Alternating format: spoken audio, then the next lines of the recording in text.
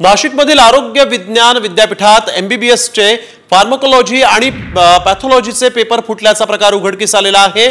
महाराष्ट्र आरोग्य विज्ञान विद्यापीठाला ईमेलद्वारे तक्रारी प्राप्त करण्यात आल्या होत्या। त्या चौकशीनंतर अंबेजोगाई आणि मुंबईत अशा दोन्ही ठिकाणी पेपर फुटल्याची बाब समोर आली। व्हॉट्सअप ग्रुपवर पेपर सुरू होण्याच्या आधीच पेपर लीक झाला होता। खबरदारी घेऊनही पेपर फुटल्यामुळे विद्यापीठासह परीक्षा केंद्राचा कारभार चर्चेत आला। हा पेपर फुटीमुळे राज्यातील तब्बल 7900 विद्यार्थ्यांना नाहक त्रास सहन करावा लागलाय।